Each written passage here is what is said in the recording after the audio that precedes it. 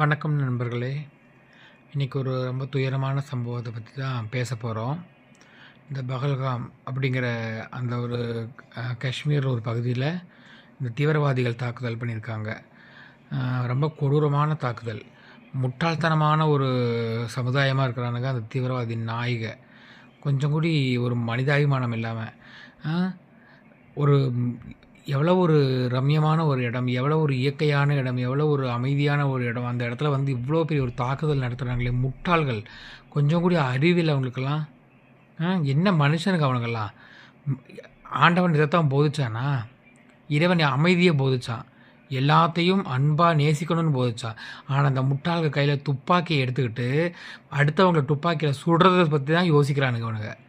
அப்படி சுடணும்னா தன் தாயையும் தன் தகப்பனையும் தன் கூட பிறந்தவங்களையும் தன் மனைவி பிள்ளை குழந்தைகளை சொல்லுங்கடா நாய்களா.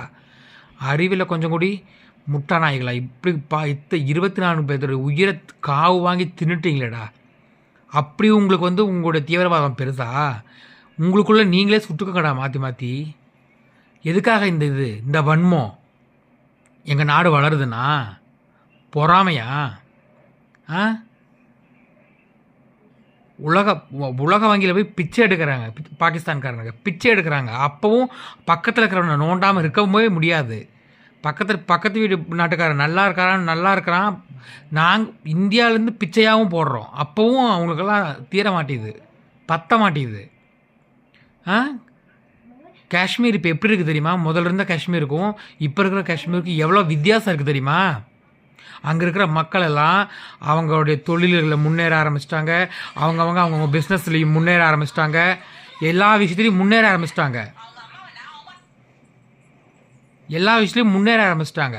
அவங்க வந்து எப்படி தன்னோட வாழ்க்கையை எப்படி பீஸ்ஃபுல்லாக அமைச்சுக்கணும்னு அவங்க முடிவு பண்ணிட்டாங்க.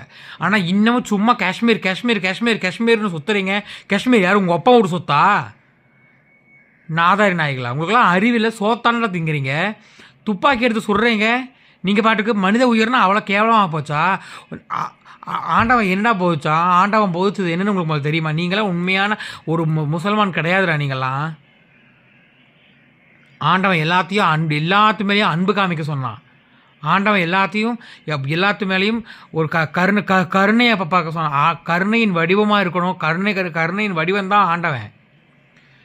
ஒருத்தங்களை கொல்லுங்கன்னு சொல்ல ஆண்டவன். துப்பாக்கியை தூக்கிட்டு போகிறீங்க முட்டாள். உங்கள் மூளையை கழுவி உங்கள் மூளைக்குள்ளே தீவிரவாதங்கிற புழுவை உங்கள் மூளைக்குள்ளே போட்டு வச்சுருக்காண்டா. அறிவு கட்ட நாய்களா. அறிவில்